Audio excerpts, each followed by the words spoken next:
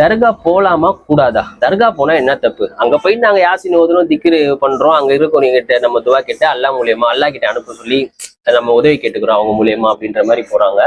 அதை பார்த்து இந்துக்களும் போறாங்க. முஸ்லீம்களை பார்த்து கிட்டத்தட்ட 75% முஸ்லீம்கள் போறாங்க தர்கா. அல்லா பாதுகாத்து. நான் அவன் போறவங்க ஒரு 2 கேள்வி கேட்கிறேன். நம்ம யாரும் முஸ்லீம், நம்மளோட கடவுள் யாரு? அல்லா. நம்ம ஸல்லல்லாஹு அலைஹி வஸல்லம் என்ன சொல்றோமோ அதுபடி வாழ்றோம். அல்லா என்ன சொல்றான்? ஈயாக்க நஅபுது வ ஈயாக்க நஸ்தஈன். என்னை மட்டும் வணங்குங்கள், ஏதாச்சும் ஒரு உதவினாலும் என்னையே தெரிவாங்க, என்னையே நாடிவாங்கன்றான். ஸல்லல்லாஹு அலைஹி வஸல்லம் என்ன சொல்றாங்க? நான் இறந்தக்கப்புறம் என்னோட மையத்தை, என்னோட கபரை தர்காவா மாத்திராதீங்க, ஆக்கிராதீங்கன்றாங்க.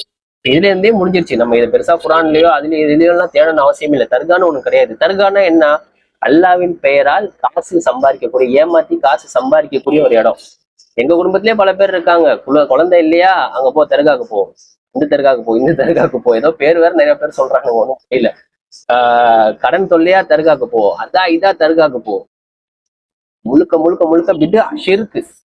அவங்களுக்கு புரிய மாட்டுது. 40-50 வருஷமா பண்ணனால மண்ணில ஊறிடுச்சு. அதுலயே ஊறிட்டாங்கனால தெரிய மாட்டுது. இப்ப இருக்க ஜென்ரேஷன் ஆச்சு முழிச்சுக்கோங்க. அதெல்லாம் பெரிய தப்பு, பாவங்கள், ஷிர்கு, பிடான்னு சொல்லுங்க. உங்களோட ஜென்ரேஷனை சொல்லி வளருங்க. தயவுசெய்து நீங்களும் உங்க அத்தா அம்மா கூட்டு போறாங்கன்னு பின்னாடியே போகாதீங்க. விழிச்சுக்கோங்க. நிறைய நமக்கு இப்ப வந்துருச்சு டெக்னாலஜி மூலியமா, ஸ்மார்ட் போன் மூலியமா எது ஹராம், எது ஹலால், எது ஷிர்குன்னு பார்க்கக்கூடிய நாலேஜ் இருக்கு. நம்ம கையில போன் இருக்கனால அதெல்லாம் பாருங்க, பார்த்து கத்துக்கோங்க. தர்கான்னு ஒண்ணு கிடையாது. போங்க. எப்படி எதுக்காக போகணும்? ஜாலியா சுத்தி பார்க்கறதுக்கு. ஒரு வண்டலூர் ஜூ, ஒரு எக்ஸிபிஷன், மியூசியத்துக்கு எப்படி போவோம்? தர்கா எப்படி இருக்கு, ஆட்டாங்கரை எப்படி இருக்கு, ஏர்வாடி எப்படி இருக்கு, ஜாலியா சுத்தி பாருங்க. அங்க பூந்தி குலாப் ஜாம்னா நல்லா இருக்கும். இந்த மாதிரி சாப்பிட போங்க. எந்த ஒரு நன்மையை சேர்க்கறதுக்கும், துவா கேட்கறதுக்கும், வழிபாடு பண்றதுக்கும் போவாதீங்க. அது பிதா, ஷிர்கு.